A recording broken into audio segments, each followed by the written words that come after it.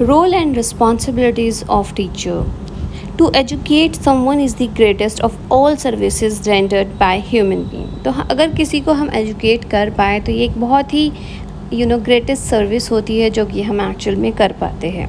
A teacher is known to be a real nation builder. और एक teacher को ही हम रियल नेशन बिल्डर बोलते हैं बिकॉज कहीं ना कहीं वो बच्चों के द्वारा क्या करती है, हमारे नेशन को बिल्ड कर रही होती है. क्योंकि जिन बच्चों को वो पढ़ाती है फिर वो आगे जाके कोई डॉक्टर बनता है, कोई इंजीनियर बनता है, पायलट बनता है, तो वो अलग अलग तरह से हमारे नेशन में सर्व कर पाता है. A teacher play a important और अ पाइवटल रोल. तो किसी भी एजुकेशनल सिस्टम में एक टीचर जो है वो एक बहुत ही बड़ी भूमिका निभाती है, उसका एक बहुत ही पाइवटल रोल होता है. On him rest the success and the failure of the system. और कहीं ना कहीं जो एजुकेशनल सिस्टम की सक्सेस और फेलियर है वो भी एक टीचर के ऊपर ही निर्भर होती है.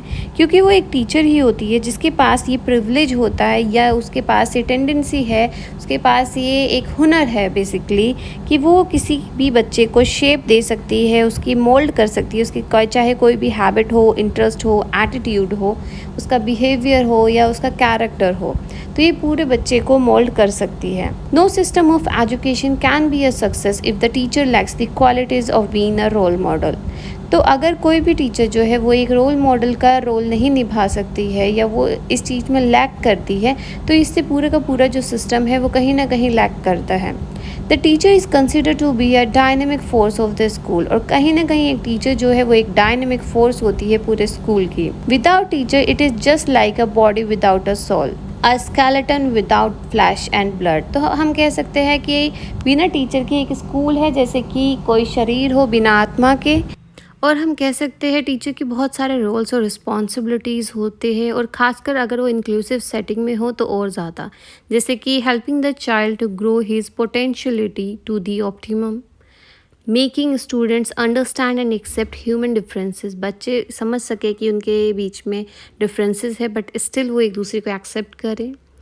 Providing enhanced opportunities for overall development of child's physical, cognitive, emotional and social skills.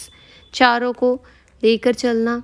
Following the principle of zero rejection policy. और ज़ीरो रिजेक्शन पॉलिसी को लेकर चलना इसका मतलब होता है कि everyone should be welcomed in the class. कि चाहे उनको किसी भी तरह की कोई भी प्रॉब्लम हो बट हर किसी का हमें वेलकम करना चाहिए क्लास में, किसी भी तरह का डिस्क्रिमिनेशन नहीं होना चाहिए. Providing equal opportunities to each child. हर बच्चे को इक्वल अपॉर्चुनिटी देनी चाहिए ताकि वो पार्टिसिपेट कर सके किसी भी तरह की क्लासरूम एक्टिविटी का या कोई भी स्कूल का प्रोग्राम क्यों ना हो, अपनी कैपेबिलिटीज़ के हिसाब से वो उसमें पार्टिसिपेट करे. Fostering positive attitude among students. एक दूसरे के प्रति एक अच्छा एटीट्यूड रखना, एक दूसरे की हेल्प करना. Helping parents, voluntary organisation and educational planners in understanding the problems of exceptional children. और एक तरीके से देखा जाए तो अपना करिकुलम भी इस तरीके से डिज़ाइन करना कि उसमें जो फिज़िकली हैंडीकैप या किसी भी तरह का डिसेबल चाइल्ड है या हम कह सकते हैं जो स्पेशल चाइल्ड होती है उसकी हर चीज़ को देखते हुए मद्देनज़र रखते हुए हम उस चीज़ को प्रॉब्लम को सॉल्व कर सके.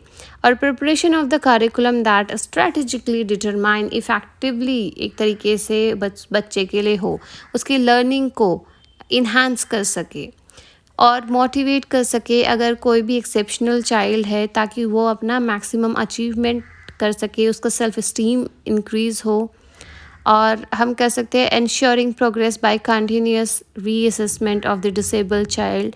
हम बार बार बच्चे को कहीं ना कहीं ये भी देख सकते हैं कि बच्चे को किस तरह की कोई प्रॉब्लम है तो हम उसको सॉल्व आउट कर सकते हैं. बच्चे जो है वो एक दूसरे की हेल्प कर सकते हैं. बहुत सारे सिस्टम्स होते हैं जैसे बड़े सिस्टम हो गया.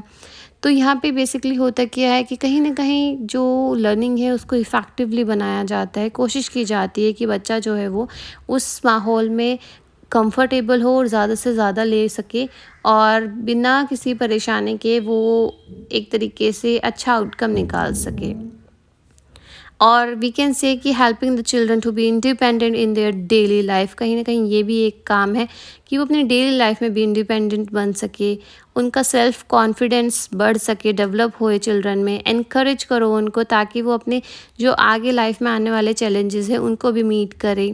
Making disabled child emotionally, physically, psychologically और एजुकेशनली साउंड करो. Working closely with the parents also उनको जो पेरेंट्स हैं उनको बताओ कि उनका बच्चे का चाइल्ड का प्रोग्रेस कैसा है। उन्हें अलग अलग टेक्निक्स बताओ ताकि वो अपनी लर्निंग को होम में किस तरीके से प्रमोट कर सके, इन्हांस कर सके, कैसे हेल्प कर सके। डिज़ाइन करना चाहिए अप्रोप्रिएट करिकुला या असाइन करो ऐसे वर्क जो कि हर स्टूडेंट की नीड्स और कैपेबिलिटीज़ को देखते हुए हो। या फिर चेकिंग जब की जाती है पेपर्स को या होम असाइनमेंट, तो ये ध्यान रखना चाहिए कि किस बच्चे को किस तरह का प्रॉब्लम है, तो उसे किस तरह का होमवर्क या किस तरह का असाइनमेंट देना चाहिए जो वह ईजिली कर सकते हैं। और providing students with career counselling, और करियर काउंसलिंग का भी मौका मिलना चाहिए। अगर बच्चे को कोई भी प्रॉब्लम है तो वो अपने काउंसलर को बता सके और उस तरीके से फिर हम उसकी हेल्प कर सके।